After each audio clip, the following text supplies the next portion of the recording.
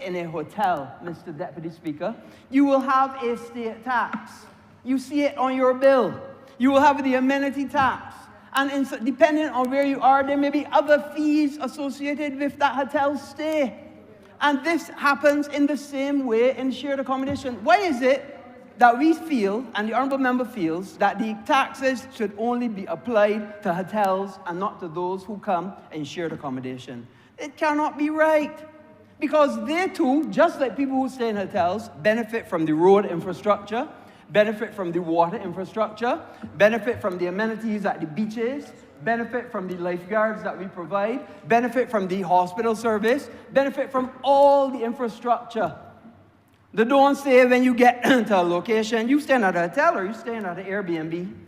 They don't say that. So therefore, if people who visit our shores benefit from that infrastructure, well, of course, you got to share the burden. Nothing new across the world.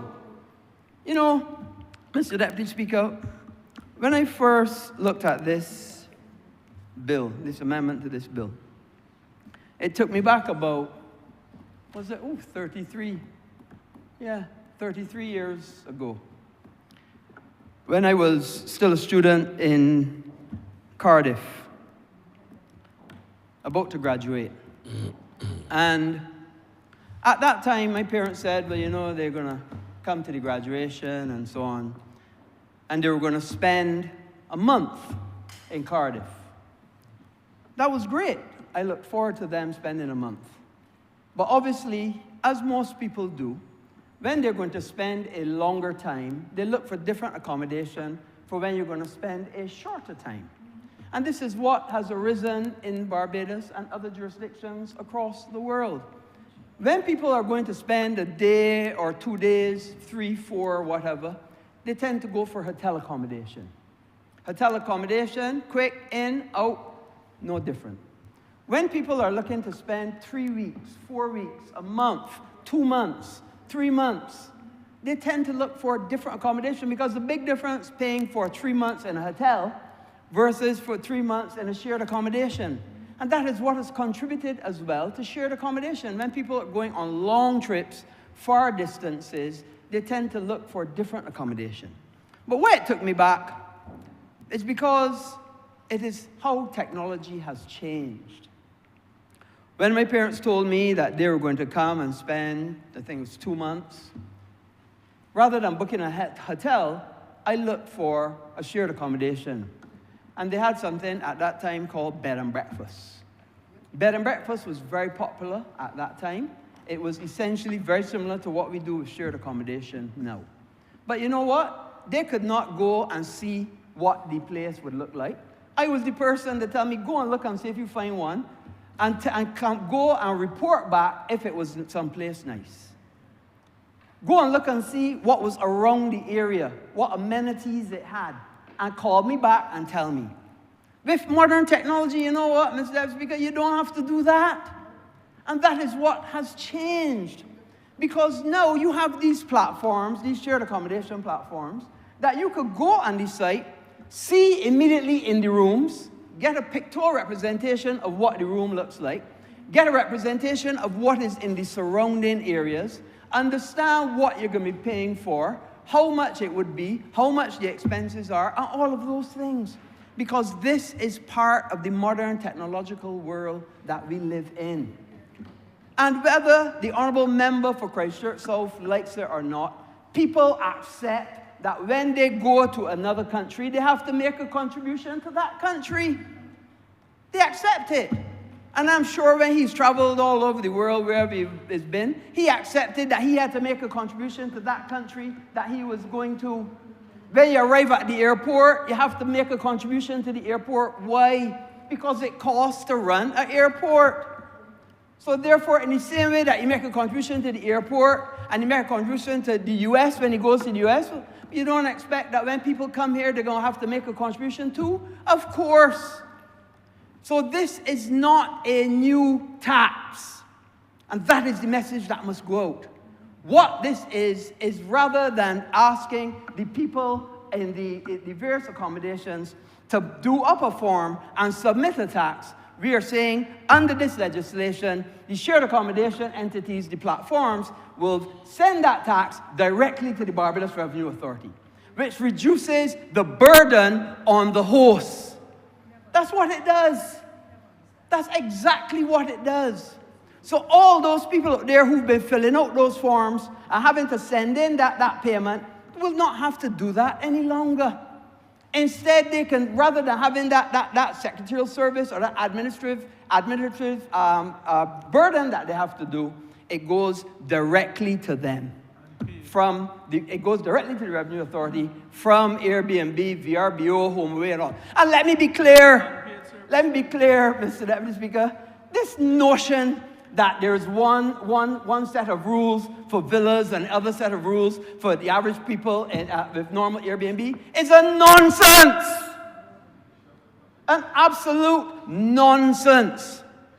All of the people who are registered, whether it is a villa, whether it is a one-bedroom studio, whatever it is, they will be paying the tax through the various platforms.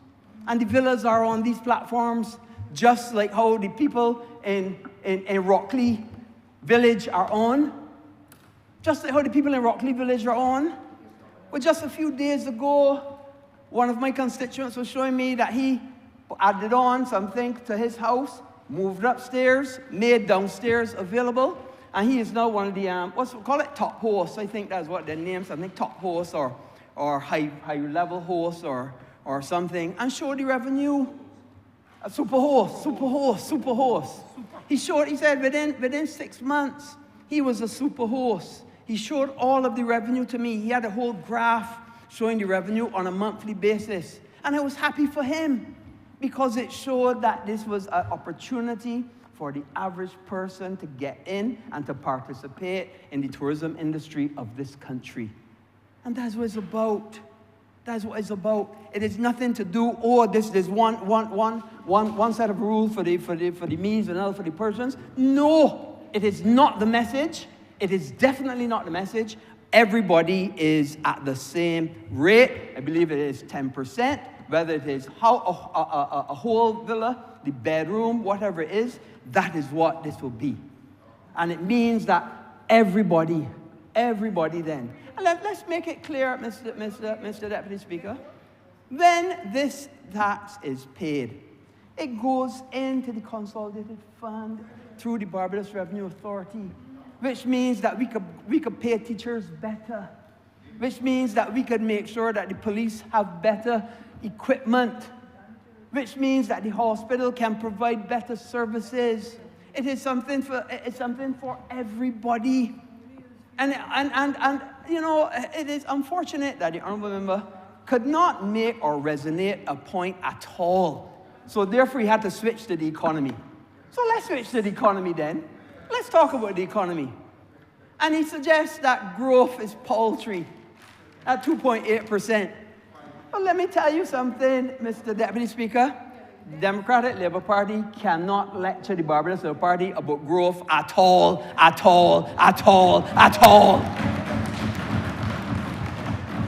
Cannot. I was in this honourable chamber in the opposition sitting down where the honourable member for St. Michael South Central sitting down now. And let me tell you, and the honourable member for St. Thomas sat down next to me. And let me tell you, Mr. Deputy Speaker, they could not muster a 1% of growth in this country. Could not muster a 1%. Could not muster 2009, 10, 11, 12, 13, 14, 15, 16, 17. Could not muster a 1%. It was 0.2, 0.4, 0.6, 0.9. Never break 1% yet. I'm saying to come here and tell us on this side, and I get in this the right way. I get in this. How he could imagine to tell us that 2.8% is paltry when his side couldn't even get to a full number. There was only decimals. Could not get to a full number. It was decimals and occasionally minuses. You know, it's astounding. It's astounding. And sometimes we have to understand what is happening. And I heard the Honourable Member talk about a decline in exports. I think, it was 20-something million? Let me say first, that was mainly due to energy exports, oil. Now, I was the chairman of the National Petroleum Corporation. BNOCL is a subsidiary of the National Petroleum Corporation.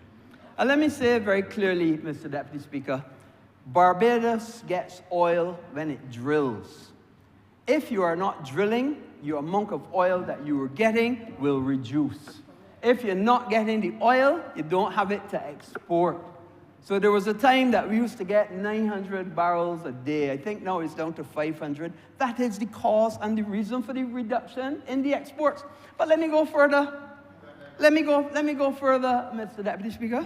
Just what percent of gross domestic product that is, though? Well, I work it out. 0.1% in a $14 billion economy. 0.1 counting to $20 million of a $14 billion, less than 0.1%. Clearly, Mr. Deputy Speaker, the Honourable Member must find something else to talk, something to resonate. Because he has not resonated, he is not connected to the bill, other than to come here to mislead the House and send out false messages. And the reason that I have gotten up to join this debate, and I get in this, because I have to correct the record, and it cannot go out there that they know about growth when we, the Barbados Labour Party, have brought growth back to this country. And let me tell you, he says that we boast. Well, yes, we are going to boast. We are going to boast because it does not happen easy to get growth in this country. We had to go about and correct all the wrongs that they left. We had to go and pay all the bills that they left, all the numbers of people that they had owed.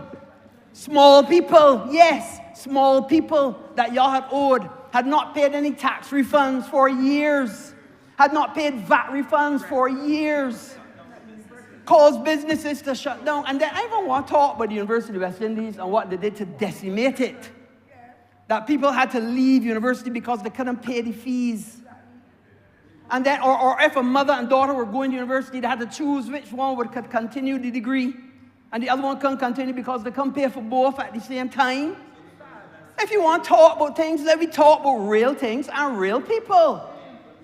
Let's don't even come with the nurses, the teachers, and police. I was in this honourable chamber when a then leader of the opposition looked and tell the people, oh, the nurses, the teachers, and policemen, we can give you all duty-free cars. I was in this chamber when a leader of the opposition told nurses, teachers, and policemen, we can give you all duty-free cars. After the election was done, I asked them in this honourable chamber, which nurse, teacher, or policeman got a duty-free car? Nobody could answer. A deafening silence. A leader of opposition come and said, so, you're giving the nurses, the teacher, and policemen duty-free cars. Which nurse, teacher, or policeman in Barbados, after the Democratic Labour Party won, got a duty-free car? So don't come and tell me about nurses, teachers, and policemen, because I know that the policemen got raises in their salary under the Barbados Labour Party. I know that teachers are doing better under the Barbados Labour Party. And I know that nurses are doing exceptionally well under the Barbados Labour Party and will continue to do so. Because we don't only talk the talk, we walk the walk as well. Unlike the people on the other side. So I cannot be taught, I cannot be lectured, I cannot be told anything. Because you see, unlike your member, I understand, I read, and I internalize, and I remember. And I've been in here a long time. And I have seen both sides. And let me tell you, Mr. Deputy Speaker, this Barbados Labour Party, under the current Prime Minister, is doing exceptionally well for the people of Barbados. And everywhere you go, be it in churches, be it in the supermarket, be it even at the various fetes that are going on now, People come up to you every single time and say, your team doing an excellent job. Keep it up. And let me say, and you know what this add on? Don't worry about the other man. He only out there making noise.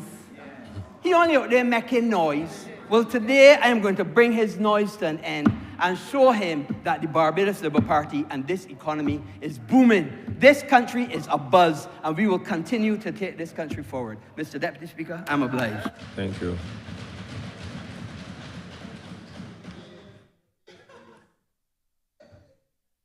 Honourable Member for St. Michael West Central. Mr. Speaker, I join this debate perhaps after a highly commendable performance by the Honourable Member for Christchurch East Central. Mr. Speaker, the Leader of the Opposition perhaps is trying to bait me, but I know that I will not go there. But I really want to speak to some issues arising out of the bill. Mr. Speaker, the bill very clearly sets out, and it's not all about Airbnb as well. The reference was made to Airbnb as an example, but we're uniquely aware that you have Vrbo, for example, you have Expedia, you have HomeAway, you have TripAdvisor, and you have a number of other online marketplaces, let's call it that way, who essentially contract to sell accommodation in Barbados. And they're not contracting with strangers. They're contracting with Barbadians who own property in Barbados, who are selling their accommodation services known as the vacation rental market. And as a result of all of the initiatives that we've put in place to drive more business to Barbados, we can see that the benefits are not trickling down, as some people will say. We are now saying that the benefits are pouring through to the ordinary man and woman in this society. And that is where I want to take this debate. Because the Leader of the Opposition gave the impression that we are only coming in here to support amendments to the Tourism Development Act for owners of villas. But, Mr. Speaker, we did come in here to move amendments. And from time to time, we will have to move amendments. But I also want to tell the Honourable Member that if he would cast his mind, that this Barbados Labour Party has had a proud and outstanding record of helping the ordinary man, the small, medium, and large operators in Barbados. And I want to take his mind back to what we have done as a government. The Barbados Labour Party continues to maintain a policy of duty-free concessions for taxi operators in Barbados.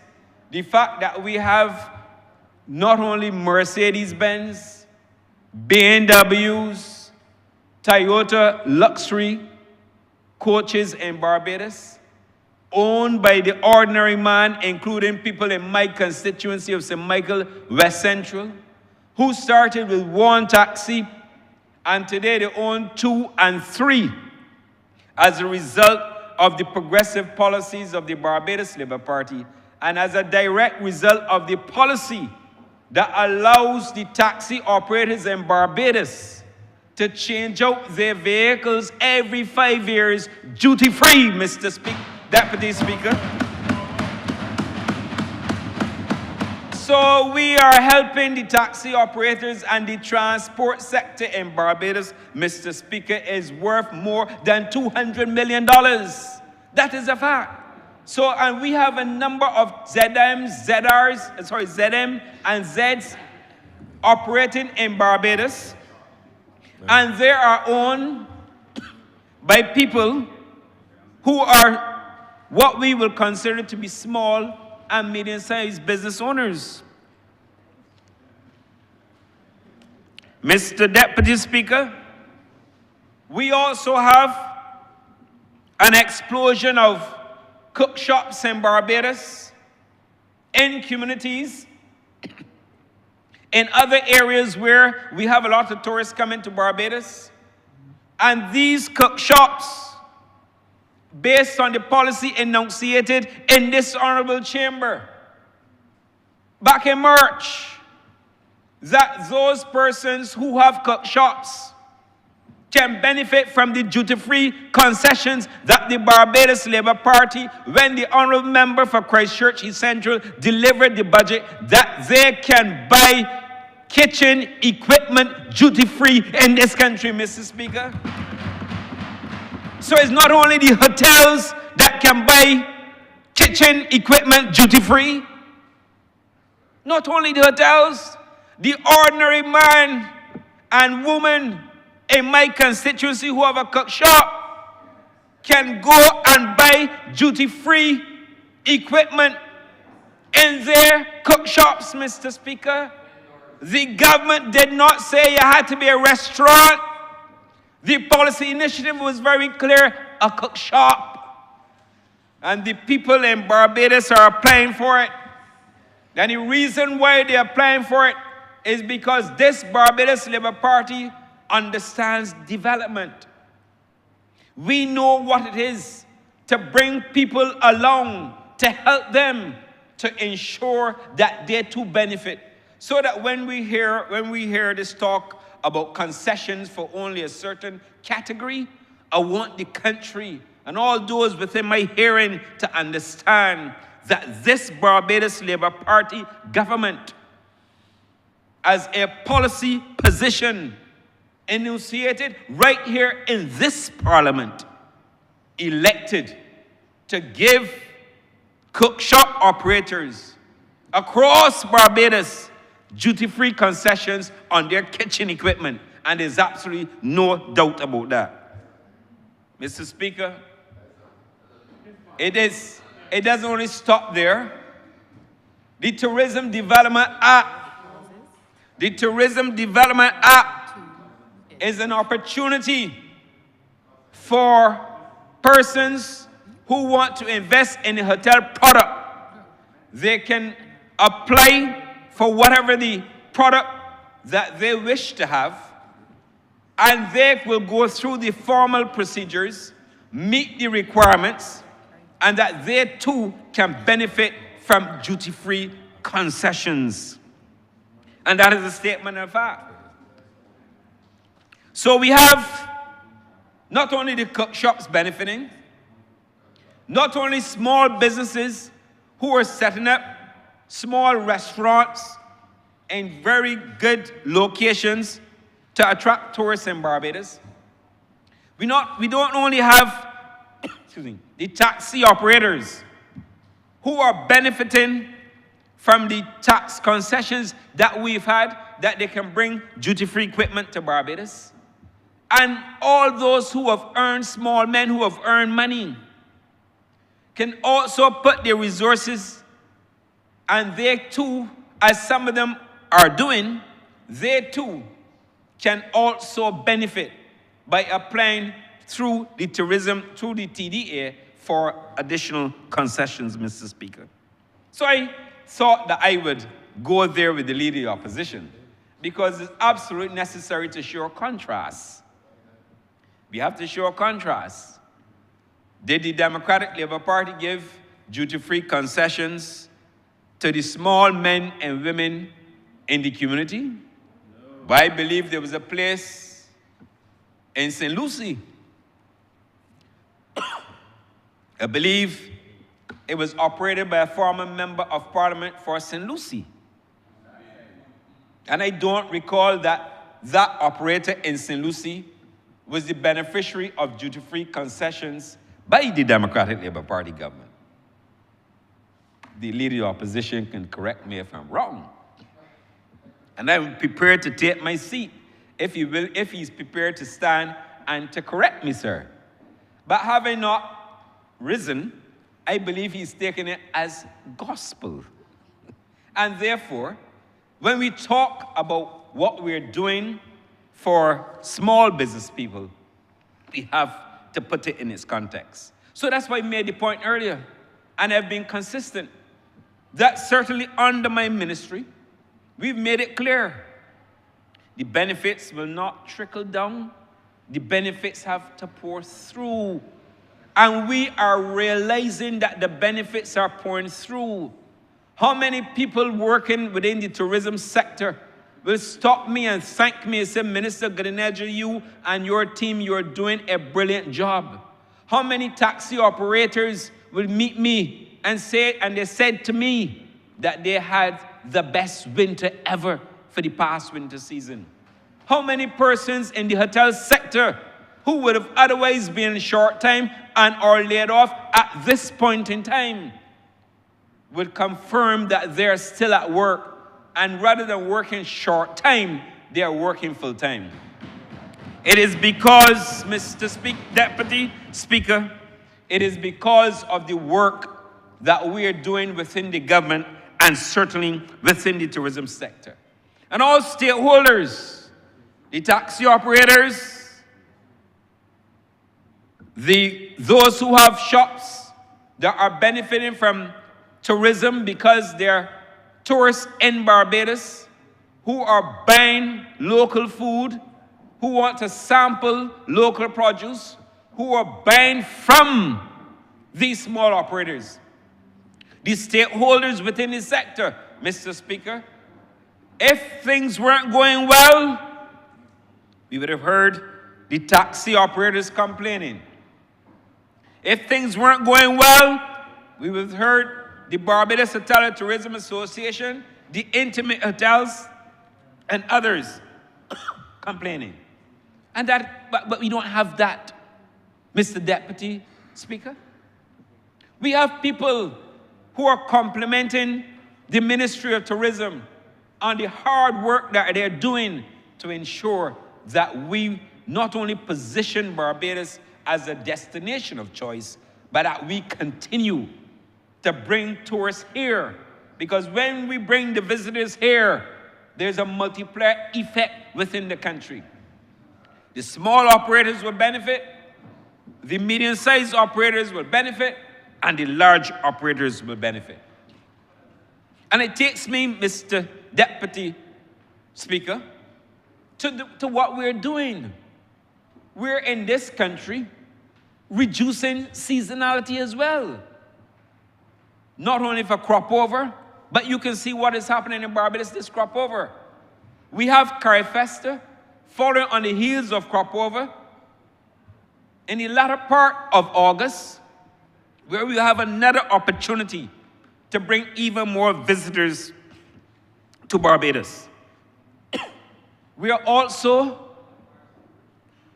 and as part of our efforts to reduce seasonality, ensuring that the flights not only continue year-round, but also that we increase the number of flights coming to Barbados.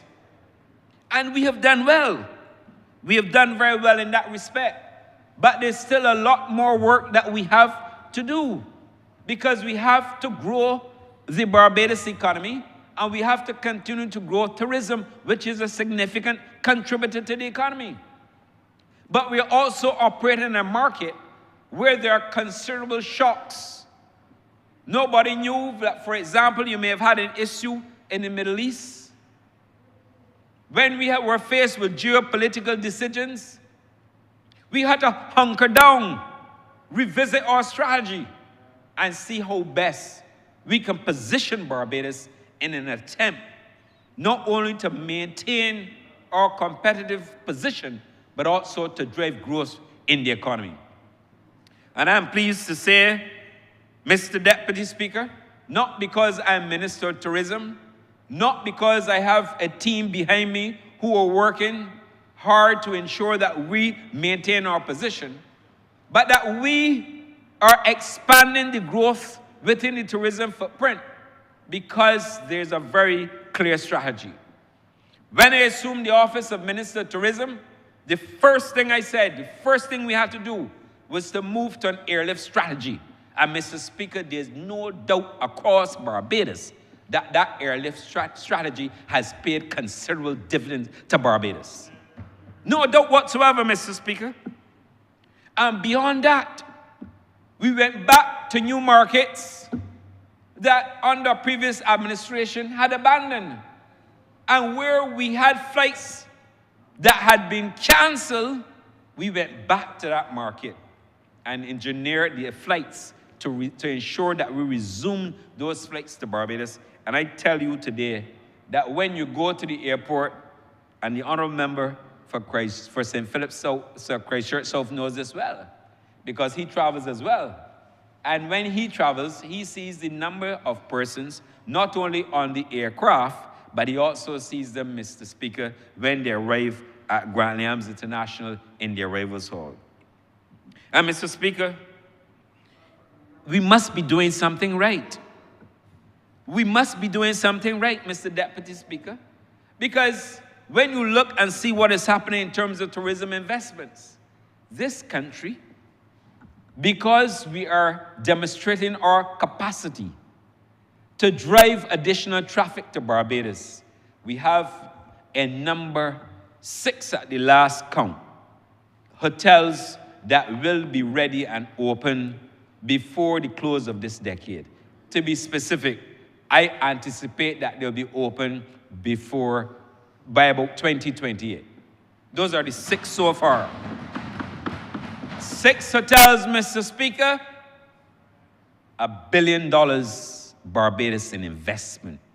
People don't put $1 billion into a country in hotel investments if they don't believe in the product, if they don't believe in the destination, and if they don't have the confidence, not only in the government, but in the confidence in the destination, that Barbados can perform and perform well. And Mr. Speaker, we are, as a result of the investments occurring in this sector, we are going to have an additional 1,600 rooms in Barbados. And what does that say for us? It says we will have additional inventory. It says we will have higher rated inventory. But it also says to the market that Barbados will have greater opportunities for more visitors to Barbados with even more airlift. And at the appropriate time, I would talk about what will happen with respect to airlift in this country. I did so in the budget speech of March of this year, and I did so in the budget speech of last year, when I showed the contrast between the Barbados Labour Party's tourism performance and the contrast between the former Democratic Labour Party's performance. And without a doubt, the country is with tourism. The country understands that we are going about our tourism development in a very sensible way. And the country understands that as a result of the expansion in tourism, that people will have opportunities for more employment. And there's no denying that whatsoever. If you bring more airlift to this country, it is clear you have to have more taxis. You have to have more restaurants. You have to have more areas of enjoyment for people. And that is clear, Mr. Deputy Speaker. So that when I look back and I see what we've been able to accomplish, notwithstanding the global shocks, we have done as a country a very good job. And I say that the tourism levy, and it's no different, Mr. Speaker, because go around the country, go around the Caribbean region. Look at Jamaica, look at Bahamas, look at all the countries, and you will see that there's always not only a room rate charge, but there's, in some instances like Jamaica, the GCF, sorry. And if you go to Bahamas, you have other levies that you have to pay. So there's no issue, because the world has accepted that destinations will have levies. So there's no debate at all about that. It is all over the Caribbean and certainly the world over. As the Honourable member for Christchurch Christchurch West made the point that when you check into hotels, you see a number of levies imposed upon you. And all of us in this chamber, we travel, whether we travel for business or personal. And when we travel, we will see the levies that are charged when you get your folio. So there's nothing new about levies. And the reality is, these levies are not being paid by us here. They are paid by those visitors who come to our shores and elect to stay in accommodation. So I really want to make that point.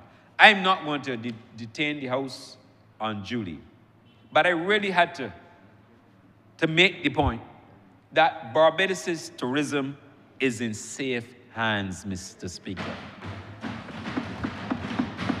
Barbados' tourism strategy is working for all Barbadians, Mr. Deputy Speaker. And let us have no doubt about that. Because like I said earlier, if tourism wasn't working for all Barbadians, we would be in the face of criticism and ridicule. Mr. Speaker, when you have partners and stakeholders who are agreeing with your policies, who are prepared to go there and hit the pavement and market Barbados with you, when you have tourism partners who share the same goal that we have for the country, it says something not only about the leadership in the tourism sector, but it says something about Barbados as a destination.